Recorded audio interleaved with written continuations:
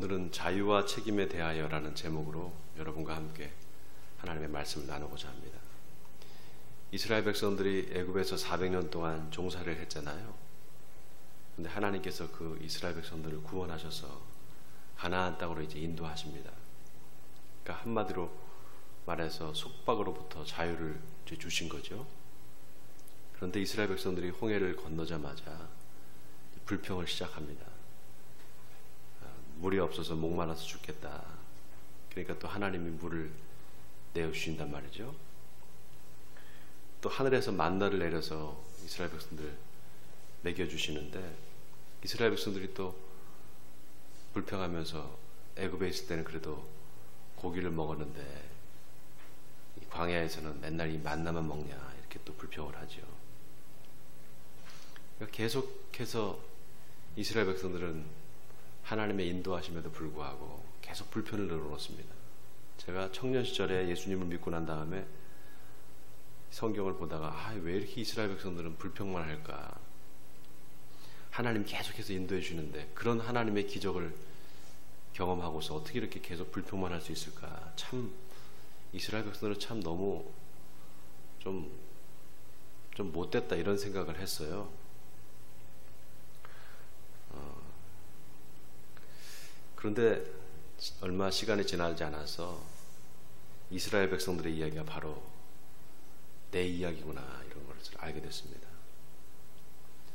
에리 프롬이라고 독일의 아주 유명한 사회학자가 있죠. 2차 대전 때 미국으로 망명해서 여러 가지 연구를 많이 한 아주 유명한 그런 사회학자이다 정신분석학자인데요. 이분이 인간의 자유에 대해서 아주 깊이 있는 연구를 했습니다. 그래서 쓴 책이 있는데 자유로부터의 도피라는 책이 있어요. 거기에 보면은 인간이 가진 이 자유가 사람들을 점점 더 고립시키고 외롭게 만든다는 겁니다. 그래서 그 고립이 너무나 견딜 수 없어서 사람들은 어딘가 복종하고 의존할 대상을 찾게 된다는 거예요. 그래서 결국 인간은 감당할 수 없는 자유로부터의 도피를 시도한다는 겁니다. 왜냐하면은 자유에는 책임이 따르기 때문입니다. 그러니까 책임을 지기 싫은 거죠. 그래서 에리 프롬은 감당할 수 없는 자유로부터 도피하고자 한 근대인의 심리적 기반이 나치즘이라는 히틀러의 그 나치즘이라는 우상을 수용했다 이렇게 말했습니다. 성경에 보면 이스라엘 백성들이 자꾸 애굽으로 이상하게 돌아가려고 합니다. 그렇게 고통받던 400년 동안 종살이하면서 고통받던 그 애굽으로 다시 자꾸 돌아가려고 그래요. 왜 그러는가? 애굽에서 종살이할 때는 책임을 자기가 안 져도 되거든요. 그냥 주인 밑에서 주인 말만 잘 들으면 밥을 먹여주고 또 자기가 어떤 의사결정을 안 해도 주인이 다 의사결정을 해준단 말이죠. 그런데 자유인이 되고 보니까 그게 아닌 겁니다. 하나님께서 이스라엘 백성들을 애굽에서 출애굽시켜서 가나안 땅으로 인도해서 보니까 자기들이 이제 다 자유인이 됐단 말이죠. 그러니까 자기가 스스로 판단하고 결정해야 되는데 이제 그런 책임을 지기 싫은 겁니다. 여러분이 노예의 편안함이 있습니다. 노예의 편안함. 자꾸 다시 돌아가고 싶은 거죠. 노예 상태로. 그거를 우리가 노예 근성이다 이렇게 말합니다. 에리 프롬 말대로 감당할 수 없는 자유가 주어지니까 도저히 감당이 안 됐던 거죠.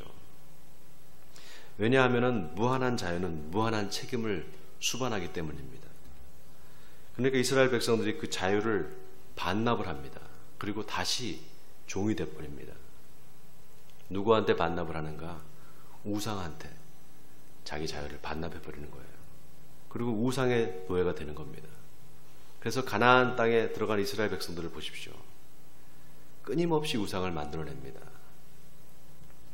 그러니까 어떻게 되는가? 하나님이 이스라엘 백성으로부터 그 자유를 빼앗아 버립니다. 그리고 바벨론의 노예로 팔아버려요. 그게 이스라엘 민족의 역사입니다. 자, 제가 왜 이 이야기를 하는가? 오늘 설교 제목이 뭡니까? 자유와 책임에 대해서죠. 우리 한번 따라해 볼까요? 자유와 책임에 대하여. 지난 시간에 유대인의 할례에 대해서 이야기를 했잖아요. 할례가 뭐냐? 계약서를 쓰고 계약서에 도장을 찍는 것과 같다. 그렇게 말씀드렸습니다. 그래서 하나님이 율법을 종이에 써주는 게 아니라 이제 사람의 마음에 기록해 주겠다. 그랬는데 그 할례는 뭐냐? 그 마음에 기록된 율법에다가 서명을 하는 것과 같다. 다시 말해서 내가 하나님의 말씀대로 하나님과 맺은 그 언약대로 살겠습니다 하는 신앙 고백과 같다. 신앙의 결단과 같다. 이렇게 말씀드렸습니다. 여러분 기억나십니까? 기억나세요? 자, 이제 오늘 본문을 이제 들어가 보겠습니다. 본문 1절을 보세요. 그런즉 유대인의 나음이 무엇이며 할례의 유익이 무엇이냐. 자, 이렇게 바울이 자기 스스로한테 묻고 또 거기에 대한 답을 합니다. 범사에 많으니 우선은 그들이 하나님의 말씀을 맡았습니다. 유대인이 이방인보다 나은 게 뭐냐? 하나님의 말씀을 맡았다는 거예요. 이 맡았다는 것은 뭡니까? 말씀을 잘 보관했다가 다른 사람에게 전달해야 될 의무가 있다는 겁니다. 그게 하나님이 이스라엘 백성들을 선택하신 이유예요. 제가 말씀드렸죠? 하나님의 사랑은 보편적인 사랑이다. 어떤 한 사람만 사랑하는 것이 아니라 모든 사람을 다 사랑하시고 무차별적으로 사랑하셔서 하나님의 사랑은 아가페적 사랑이다. 이렇게 말씀드렸습니다. 그 하나님의 보편적인 사랑, 무제약적이고 또 무조건적인 그 사랑이 어떻게 나타나느냐, 아주 구체적으로 나타난다. 이렇게 말씀드렸습니다. 그래서 이스라엘 민족을 선택하셔서 그들을 특별히 하나님께서 인도하시는 것으로 하나님의 보편적인 사랑이 나타난다. 이렇게 말씀드렸죠. 그거는 하나님 이스라엘 백성만 사랑한 것이 아니라 모든 사람을 하나님께 사랑하시는데 특별히 이스라엘 백성들을 선택해서 하나님의 사랑을 보여주신 거다. 이렇게 말씀드렸어요. 그래서 하나님의 선택을 받았다는 것은 권리만 있는 게 아니라 의무도 있는 겁니다. 그런데 이 유대인들이 권리만 있는 줄 알고 이 의무를 생각하지 않았습니다. 그래서 하나님으로부터 버림을 당하는 것입니다. 자, 그런데 보세요. 오늘 3절에 사도 바울이 뭐라고 얘기하는가 하면 어떤 자들이 믿지 아니하였으면 어찌하리요? 그 믿지 아니함이 하나님의 믿부심을 패하겠느냐? 그럴 수 없느니라. 이렇게 말합니다. 자, 이게 바울이 자기가 자기한테 묻고 자기가 답을 하고 있잖아요. 근데 이게 실은 바울이 하는 말이 아니라 유대인들이 하는 말을 이렇게 전달하고 있는 겁니다. 바울이 유대인의 유익이 뭐냐, 할례의 유익이 뭐냐, 바로 하나님의 말씀을 맡았다. 이렇게 말했잖아요. 거기에 대해서 유대인들이 시비를 거는 거예요. 어떻게 시비를 거는가 하면, 자, 네 말대로 우리가 율법을 받고 할례도 받았다. 그런데 만약에 우리 중에 하나님을 믿지 않는 사람이 있다면 그러면 하나님과의 계약이 파괴된 거 아니냐, 그럼 하나님이 신실하신 하나님이 아니지 않느냐, 이렇게 묻는 겁니다. 자, 하나님이 이스라엘 백성과 계약을 맺었잖아요. 언약을 맺었단 말이죠. 그 증표가 뭡니까? 바로 할례란 말이에요. 언약을 맺은 증표가 할례죠. 자, 그런데 이스라엘 백성들이 하나님을 믿지 않는 거예요. 할례를 받았음에도 불구하고 계속해서 우상 숭배를 하잖아요. 그럼 계약이 파괴된 거잖아요. 그렇죠? 계약이 파괴된 거란 말이죠. 그런데 하나님이 계약을 파괴하시는 게 아니라 다시 마음의 계약서를 써주시는 거예요. 마음에다가 율법을 새겨주시는 겁니다. 그리고 다시 그 마음의 할례를 하라고 하시는 거예요. 계약이 파괴된 게 아니라 어떻게 되는 겁니까? 다시 재갱신되고 있는 겁니다.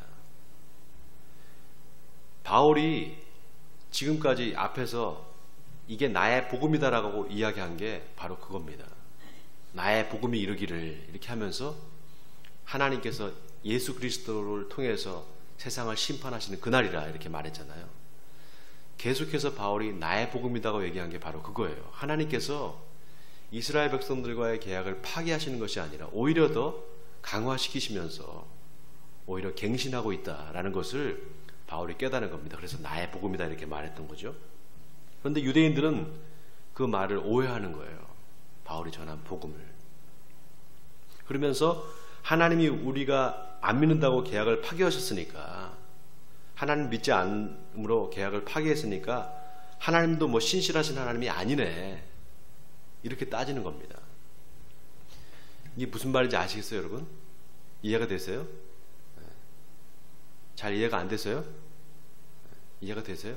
네. 자, 거기에 대해서 바울이 뭐라고 얘기하는가 하면은 4절에 그럴 수 없느니라. 사람은 다 거짓되되 오직 하나님은 참되시다 할지어다. 기록된 바 주께서 주의 말씀에 의롭다 함을 얻으시고 판단 받으실 때에 이기려 하심이라 함과 같으니라. 자, 여기 보세요. 기록된 바, 어디에 기록되어 있다는 거잖아요. 주께서 주의 말씀에 의롭다 하심을 얻으시고 판단 받으실 때 이기려 하심이라 함과 같다. 이 말이 어디에 나오는가 하면은 시편에 나와요. 시편 51편 4절에 나오는 말씀입니다. 이런 게 나오면은 찾아봐야 돼요, 성경을. 성경을 찾겠습니다. 시편 51편. 제가 가지고 있는 성경 838쪽인데요. 우리가 알다시피 시편 51편은 다윗이 밧세바와 그 간통죄를 짓고 나서 회개하면서 쓴 시잖아요.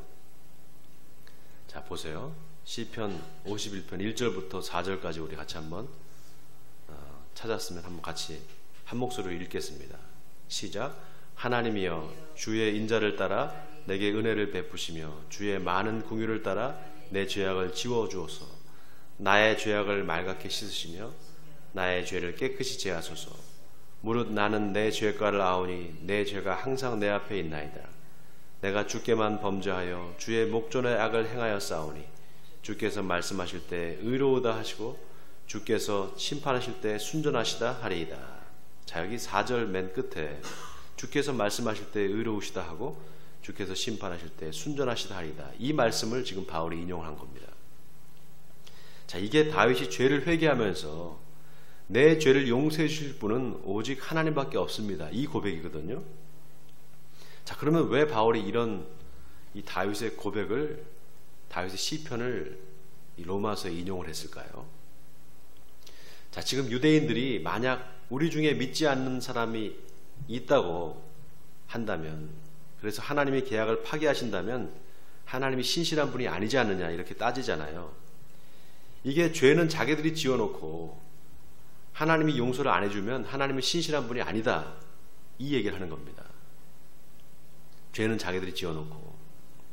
거기에 바울이 시편 51편을 인용을 하면서 아니다, 사람은 다 거짓되되 오직 하나님은 참되시다, 이 말을 하는 거예요. 왜냐하면은 다윗을 봐라. 다윗이 죄 짓고 나서 숨기다가 나중에 나단 선지자가 오니까 그제서야 죄를 고백하잖아요. 나단 선지자가 와서 당신이 지금 큰 죄를 지었습니다, 하나님 앞에. 당신이 이 죄 숨기지 말고 빨리 회개하십시오, 이렇게 회개를 촉구하니까 그제서야 다윗이 회개를 한단 말이죠. 그때 하나님께서 다윗의 그 회개를 받아주시고 다윗의 죄를 용서해 주신단 말이에요. 그러니까 지금 사도 바울이 그 얘기를 하고 있는 거예요. 다 사람들은 거짓돼서 죄를 숨기려고 하지만 결국 하나님께서 그 죄를 회개하게 하시고 회개할 때 하나님께서 용서해 주신다. 그러니 하나님은 신실한 분이 아니냐, 이 이야기를 지금 하고 있는 겁니다. 여러분, 다윗이 쓴 시편 51편을 보면 다윗이 뭐라고 얘기를 하는가? 주의 성령을 내게서 거두지 마소서. 주의 구원의 즐거움을 내게 회복시켜 주시고 자원하는 심령을 주사 나를 붙드소서. 그리하면 내가 범죄자에게 주의 도를 가르치리니 죄인들이 주께 돌아오리이다. 자, 다시 한번 읽어드릴게요. 잘 들어보세요. 주의 성령을 내게서 거두지 마소서. 주의 구원의 즐거움을 내게 회복시켜 주시고 자원하는 심령을 주사 나를 붙드소서. 그리하면 내가 범죄자에게 주의 도를 가르치리니 죄인들이 주께 돌아오리이다. 여러분, 이게 아주 놀라운 말입니다. 성령을 거두지 말라. 자기 안에 성령이 있다라는 얘기입니다. 성령을 받았다는 얘기예요, 다윗이. 그리고 주의 구원의 즐거움을 회복시켜달라. 구원받은 경험이 있다라는 겁니다, 다윗한테는. 그러니까 다윗은 어떤 사람이냐? 하나님의 은혜를 아는 사람이에요. 사람의 의가 아니라 바로 하나님의 의로 구원받는다는 사실을 다윗은 알았던 것입니다. 그걸 알고 있는 거예요. 그러니까 자원하는 심령을 주사 나를 붙드소서, 그리하면 내가 범죄자에게 주의 도를 가르치리니 죄인들이 주께 돌아오리다. 아주 놀라운 이야기를 합니다. 하나님께서 내 죄를 용서해 주시면 내가 죄인들한테 가서 하나님의 구원의 비밀을 가르쳐 주겠다는 겁니다. 하나님의 그 죄사함의 비밀을 내가 가르쳐 줄 수 있으니 나의 죄를 용서해 주시옵소서, 이렇게 지금 이야기하고 있는 거예요. 여러분 놀랍지 않습니까? 다윗은 오직 믿음으로 말미암아 구원받는다. 사람의 행위가 아니라, 율법의 행위가 아니라 오직 하나님의 의로만이 내가 구원받는다는 사실을 정확하게 알았던 것입니다. 그리고 마지막에 다윗이 뭐라고 고백하는가 하면은 시편 51편 끝에 하나님께서 구하시는 제사는 상한 심령이라, 하나님이여 상하고 통회하는 마음을 주께서 멸시하지 아니하시리이다, 이렇게 고백을 합니다. 그리고 시편 51편이 끝이 나요. 그러니까 바울이 그냥 시편 51편을 인용한 게 아닙니다. 하나님의 의를 이야기하고 있는 거예요. 바로 예수 그리스도를 통한 하나님의 의, 예수 그리스도를 통해서 보여주셨던 하나님의 의로움을 지금 바울이 이야기를 하고 있는 겁니다. 그런데 보세요. 유대인들이 또 어떻게 시비를 거는가 하면은, 자, 5절과 6절을 같이 보겠습니다. 5절과 6절 같이 읽겠습니다. 시작. 그러나 우리 불의가 하나님의 의를 드러나게 하면 무슨 말 하리요? 내가 사람의 말대로 말하노니 진노를 내리시는 하나님이 불의하시냐? 결코 그렇지 아니하리라. 만일 그러하면 하나님께서 어찌 세상을 심판하시리요? 자, 여기 괄호 쳤는 부분이 있죠. 내가 사람의 말대로 말하는 대로 말하노니. 이게 무슨 말인가 하면 유대인들이 그렇게 말한다는 거예요. 뭐라고 말하는가 하면 우리의 불의가, 이게 유대인들의 불의가 하나님의 의를 드러나게 했다면 하나님이 우리를 심판하시면 안 되는 거 아니냐. 예? 우리가 불의를 저질러서 거기에 하나님의 의가 드러난다면 그러면 하나님께서 우리를 심판하시면 안 되는 거 아니냐, 이 말을 하고 있는 거예요. 이 유대인들이 참 이 머리가 비상해요. 아주 궤변을 잘 만들어냅니다. 쉽게 말하면 이런 겁니다. 세상 사람들이 그렇게 말하죠. 예수 안 믿는 사람들이. 세상에 선과 악이 공존한다. 선이 있고 악이 있는 거 아니냐. 선만 있으면 그게 선이 되겠느냐. 악이 있어야지. 그래서 악이 없이 선이 있을 수 없다. 선이 있으려면 악이 있어야 된다. 그러니 악이 필요하지 않겠느냐. 그렇게 얘기하는 것과 똑같습니다. 그러면서 하나님의 의가 드러나기 위해서 불의가 필요하다면 불의를 행하는 사람을 하나님이 심판하시면 안 되는 거 아니냐. 만약에 심판하신다면 하나님도 불의하신 분이다. 이런 논리를 적용시키는 겁니다. 자, 거기에 바울이 뭐라고 얘기하는가 하면 6절에 결코 그렇지 아니하리라. 만일 그러하면 하나님께서 어찌 세상을 심판하시리요? 그렇지 않다라는 거죠. 자, 본문 7절과 8절을 우리 또 같이 읽겠습니다. 7절과 8절입니다. 시작. 그러나 나의 거짓말로 하나님의 참되심이 더 풍성하여 그의 영광이 되었다면 어찌 내가 죄인처럼 심판을 받으리요? 또는 그러면 선을 이루기 위하여 악을 행하자 하지 않겠느냐? 어떤 이들이 이렇게 비방하여 우리가 이런 말을 한다고 하니 그들은 정죄받는 것이 마땅하니라. 자, 이게 유대인들이 지금 바울한테 이런 말을 한다는 거예요. 우리가 거짓말을 해서 하나님의 참되심이 드러난다면 우리가 거짓말하는 게 심판받을 일이 아니지 않느냐. 이렇게 따지는 거예요 지금. 그러면서 한수를 더 떠서 선을 이루기 위해서 악을 행해야 되지 않겠느냐, 이렇게 말하는 거예요. 그러면서 어떤 이들이 이렇게 비방하여 우리가 이런 말을 한다고 한다. 이게 바울 얘기인데, 자, 그러면은 이 어떤 이들은 누군가? 유대인들을 이야기하는 거죠. 우리가 이런 말을 한다고 한다. 우리는 누구를 얘기하는가 하면 바울과 바울의 동료들을 얘기하는 겁니다. 그러니까 바울과 바울의 동료들이, 동역자들이 지금 이렇게 말하고 있다.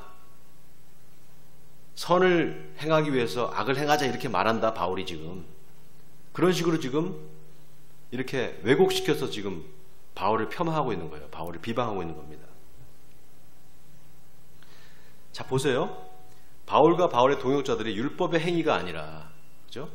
바울이 복음을 전할 때 뭐라고 얘기했습니까? 율법의 행위가 아니라 예수를 믿어야 구원받는다. 그렇게 말했잖아요. 복음에 대해서 이야기를 했단 말이죠. 그러니까 하나님의 의가 나타나려면 먼저 불의가 드러나야 되는데 바울 네 말대로라면 누군가 불의를 행해야 되지 않겠느냐. 에? 바울 네가 전하는 복음이 그런 거 아니냐? 그러면 선을 이루기 위해서 악을 행하자 그런 뜻이네. 바울 네가 얘기하는 게. 그러면서 바울을 비방하고 있는 거예요. 여러분 이해가 되시죠? 네. 여러분 바울이 유대인들한테 너희가 율법이 있어도 죄를 짓는다. 율법을 갖고 있어도 너는 죄를 짓는다. 그럼 이방인들이 너희들 보고 뭐라고 하겠느냐. 너희 때문에 이방인들 사이에서 하나님의 이름이 모욕을 당한다. 이렇게 바울이 유대인들을 좀 질책을 했잖아요. 여러분 이 말이 율법을 지키지 말라는 게 아니잖아요. 그죠? 율법을 지키라는 말입니다. 너희들이 율법이 있어도 지키지 않는다. 그러니까 너희들은 심판을 받는다. 이 말이 뭡니까? 율법이 필요 없다는 얘기가 아니라 율법을 지키라는 얘기예요. 그죠? 그런데 이 말을 유대인들이 어떻게 받아들이는가 하면 율법을 받아도 행하지 않으면 이방인과 다를 게 없다? 그러면 율법을 필요 없네 이거. 네? 율법 이거 필요 없네. 이렇게 받아들이는 거예요. 그런 뜻이 아니잖아요. 그죠? 바울이 너희가 율법이 있어도 지키지 않으면 이방인과 똑같다. 이 말은 율법을 없애라. 율법이 필요 없다는 얘기가 아니라 율법을 지키라는 얘기란 말이죠. 그런데 유대인들은 그렇게 해석을 하는 거예요. 율법 이거 그럼 필요 없다는 얘기네. 이렇게 받아들이는 겁니다. 그러면서 바울이 전하는 복음이 오히려 악을 조장한다 이렇게 말하는 거예요. 왜냐하면 율법이 필요 없으면 악이 조장되잖아요. 네? 그러니까 그렇게 말하는 겁니다. 자 보세요. 유대인들이 아주 집요하게 물고 늘어지는 이야기가 뭐냐. 하나님이 신실하신 분이라면 우리가 죄를 지어도 용서해 줘야 된다. 그리고 구원해 줘야 된다. 이걸 얘기하고 있는 겁니다. 이걸 다른 말로 하면 자기들이 죄로 심판받는다면 그게 하나님의 책임이지 우리 책임이 아니다. 이 말을 하고 있는 거예요. 왜? 하나님이 우리를 선택했기 때문에. 우리는 선택받은 민족이기 때문에 하나님이 그렇게까지 해주셔야 된다는 얘기예요. 그러니 하나님이 책임져라 이겁니다. 하나님한테 책임을 전가하는 거죠. 자, 여기 자유와 책임의 문제가 발생하는 겁니다. 여기서 자유와 책임의 문제가 발생해요. 여러분, 하나님이 우리한테 자유의지를 주셨잖아요. 하나님이 우리한테 자유의지를 주셨어요. 그 자유의지라는 게 어떤 거냐? 뭐든지 내가 선택하고 결정할 수 있는 권한입니다. 뭐든지. 이거 대단한 겁니다, 여러분. 뭐든지 내가 내 판단을 통해서 내가 의사결정을 하고 내가 거기에 대해서 내 행위를 할 수 있는 그게 바로 자유의지예요. 그러니까 자유가 무한대로 주어진 겁니다, 우리한테. 그래서 인간은 뭐든지 자기 마음대로 선택할 수 있어요. 심지어 죄를 지을 수 있는 그런 자유도 우리한테 있습니다. 여러분 잘 들으세요. 죄 질 수 있는 자유도 우리한테 있어요. 의지에 그거 포함되어 있습니다. 그런데 문제는 뭐냐? 그 자유에는 책임이 따른다는 사실입니다. 아까 L.A. 프롬이 그렇게 얘기했죠? 감당할 수 없는 자유가 주어지면 인간은 그 자유로부터 회피하고 싶어진다고. 그래서 자유를 포기하고 뭐든 복종할 대상을 찾는다고 말씀드렸습니다. 그래서 유대인들을 보세요. 끊임없이 우상을 만들어냅니다. 그리고 그 앞에 절을 해요. 자유를 그 우상한테 맡겨버리는 거예요. 팔아버리는 겁니다. 반납하는 거죠. 또 하나 무한한 자유가 주어졌을 때 인간은 타락합니다. 타락해요. 이게 뭐냐? 방종한다는 겁니다. 무한한 자유가 주어지면 방종으로 빠져요. 그래서 자유의 반대말이 여러분 억압이잖아요. 또 하나 반대말이 있습니다. 바로 방종입니다. 자유의 반대말은 방종이라는 것도 있어요. 제가 이야기했나요? 루터가 종교개혁을 일으킨 다음에 얼마 안 지나서 그 비텐베르크시, 루터가 종교개혁을 일으키는 도시가 바로 비텐베르크시란 말이죠. 독일의 비텐베르크시에 술집이 다 문을 닫았어요. 종교개혁을 일으킨 다음에. 왜냐? 술 먹는 사람들이 다 회개를 한 거예요. 그러니까 술집에 찾아가자라니까 술집이 다 문을 닫았단 말이죠. 근데 1년이 채 안 돼서 다시 그 술집이 문을 열기 시작합니다. 그리고 더 예전보다 더 그 술집이 잘 되는 거예요. 왜냐? 사람들이 내 의가 아니라 하나님의 의로 내가 의롭다 하시면 얻었는데, 그러니 술 마시고 회개하면 된다. 술 마시자, 회개하자. 이렇게 된 겁니다. 도덕적 해이에 빠지는 거예요. 죄를 지으면 거기에 대해서 내가 책임을 져야 되는데 책임을 안 지려고 하는 겁니다. 회개해버리면 된다. 그러니 죄 짓는 걸 아무렇지도 않게 생각하는 거예요. 여러분, 이 회개라는 말이 메타노이아라고 합니다. 메타노이아. 이 메타노이아라는 말은요, 지금까지 나를 위해서 내가 살았다면, 이기적인 마음으로 살았다면 이제부터 내 마음을 돌이켜서 하나님과 이웃을 향하는 것, 이게 바로 회개입니다. 그리고 회개는 한 번 하면 똑같은 죄를 다시 짓지 않는 게 회개예요. 우리나라 사람들이 좀 한 가지 나쁜 게 있어요. 뭐가 있는가 하면 좀 거짓말을 잘합니다. 한국 사람들이. 우리나라 속담에 이런 말이 있어요. 정직하면 손해본다. 이런 말이 있습니다. 그리고 또 우리나라 말에 속는 놈이 바보지, 이런 말이 있어요. 속는 놈이 바보지. 이런 속담이 왜 생겼는가? 그만큼 사회가 정의롭지 못했다라는 거예요. OECD 국가 중에 한국의 사기 범죄율이 전 세계 1위입니다. OECD 국가 중에. 사기꾼이 그만큼 많다는 거예요, 한국에. 여러분, 도산 안창호 선생 아시죠? 도산 안창호 선생님. 그분이 우리 민족이 바뀌어야 된다. 우리 민족이 좀 바뀌어야 된다. 그래서 민족 개조론이라는 것을 그분이 주창을 했습니다. 우리 한민족이 바뀌어야 된다. 도산 안창호 선생님이 쓴 글에 이런 말이 있어요. 우리 가정에선 부모가 자녀가 어릴 때부터 거짓말을 가르치고 임기응변으로 거짓말을 잘하는 사람을 똑똑하고 잘난 사람이라 하였다. 그러므로 우리 사회에선 거짓말이 유행하여 서로서로 말을 믿지 않고 남의 말을 믿지 않는 것을 영리하게 생각했다. 때문에 서로 의심 억측하여 단결하지 못한다. 중국인도 타락하여 허위가 많지만 그들은 적어도 상업에만은 신용을 지킨다. 그래서 동남아와 북미에서도 상권을 장악하고 있지만 우리는 상계의 신용조차 잃고 말았다. 신용 없이 민족의 자존을 보존할 수 없다. 이게 도산 안창호 선생이 쓴 글입니다. 우리나라의 만국병이 뭐냐? 바로 이 거짓말이라는 겁니다. 또 하나 도산 안창호 선생님이 쓴 글이 있어요. 공담공론이라는 제목으로 쓰신 글인데, 조선 500년 역사는 공담공론의 역사였다. 그래서 500년간 경제적, 문화적으로 위대한 유산이 적고 오직 공담공론뿐이라 이렇다 할 건축물이나 토목공사 하나 크게 자랑할 것이 없다. 공론가는 남에게 책임을 미룬다. 자기 잘못을 가리고 남에게만 잘하라고 요구한다. 자기는 아무것도 한 것이 없으니 책임도 없다. 있더라도 숨긴다. 남이 애써 했더라도 왜 더 잘하지 못했느냐고 책망한다. 모든 책임은 남에게 미루고 자기는 뒤에 서서 험담이나 한다. 자, 여기 자기가 책임을 안 지려고 하고 남한테 미룬다. 이거 참 의미심장한 말입니다. 남에게 책임을 미루고 남 탓을 하는 거, 이게 어디서부터 나오느냐? 바로 노예 근성에서부터 나옵니다. 이스라엘 백성들이 이 노예 근성에서부터 벗어나지를 못해서 결국은 바벨론의 노예로 또 팔려가는 겁니다. 하나님이 애굽에서 종살이하던 이스라엘 민족을 해방시켜서 자유를 주셨단 말이죠. 그런데 그 자유의 가치를 소중하게 생각하지 않는 거예요, 이스라엘 백성들이. 그래서 결국 자유를 빼앗기게 되고 다시 노예가 됩니다. 저는 우리나라가 이스라엘 백성들처럼 될까봐 걱정입니다. 놀라운 것은 누구나 다 우리나라가 지금 어렵다 그럽니다. 그런데 그 책임은 다 남한테 돌립니다.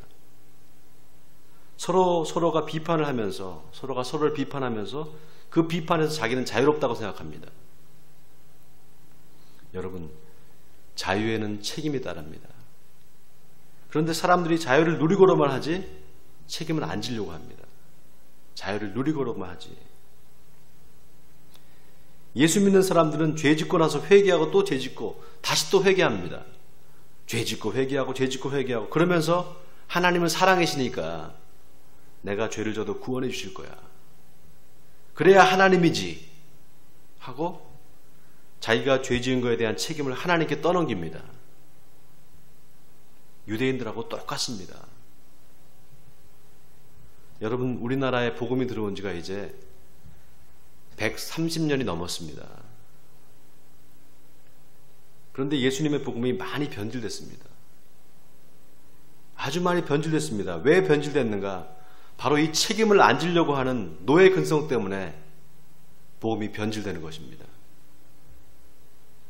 요즘에 뉴스 일면에 온통 조국 법무부 장관 후보에 대한 이야기가 계속해서 나옵니다.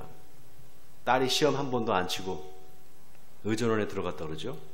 물론 이게 사실 여부가 밝혀져야 되겠습니다. 아무튼 지금 드러난 정황만 가지고도 너무 거짓말을 많이 한 게 드러났어요. 이런 걸 보면 열심히 노력해서 어떻게 해서든지 살려고 하는 사람들, 노력해서 어떻게든지 살려고 하는 사람들은 크게 낙심하게 됩니다. 그런데 어디 조국씨 뿐이겠습니까? 또 그런 비리를 절대 혼자 저지를 수 없습니다. 거기에는 권력에 빌붙어서 뭔가 자기 일신의 영달을 꿈꾸는 사람들이 도와주는 게 있는 겁니다. 거짓말을 하고 거짓말을 눈 감아준 사람들이 있다는 겁니다. 여러분 그런 거 보면서 어떤 생각이 드십니까? 아, 이 세상에 다 썩었는데 나만 정직하면 뭐 하겠나, 그런 생각이 드십니까?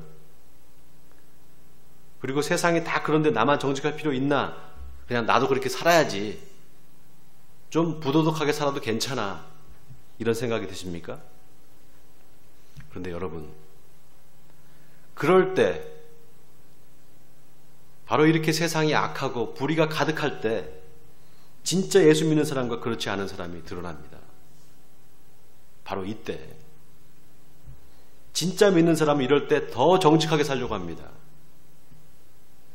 거짓말을 하려다가도 내가 그러면 안 되지.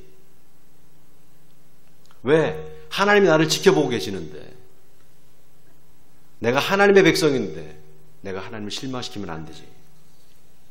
그리고 더 묵묵하게 자기 일에 최선을 다합니다. 사람을 기쁘시게 하는 게 아니라 하나님을 기쁘시게 하는 삶을 사는 것입니다. 사랑하는 성도 여러분, 원하기는 악을 악으로 갚지 말고 선으로 갚는 여러분 되시기 바랍니다. 하나님, 저들을 심판해 주시옵소서가 아니라 하나님, 저 불의를 저지르는 사람들을 불쌍히 여겨 주시옵소서. 저들이 회개하고 돌아오게 해 주시옵소서. 그래서 저들도 나처럼 예수를 믿고 회개하고 돌아오게 해 주시옵소서. 이렇게 기도해야 될 줄 믿습니다. 그리고 여러분, 낙심하지 마시기 바랍니다. 하나님은 불의와 악이 관영한 세상에서 의인을 찾고 계십니다. 하나님의 공의와 사랑을 실천하는 사람, 하나님의 말씀대로 순종하며 사는 사람, 그런 사람을 하나님은 지금 찾고 계십니다. 원하기는 저와 여러분이 하나님이 찾으시는 그 의인이 되기를 바랍니다. 그래서 저와 여러분을 통해서 하나님의 나라가 이 땅에 이루어지기를 주님의 이름으로 간절히 축원드립니다.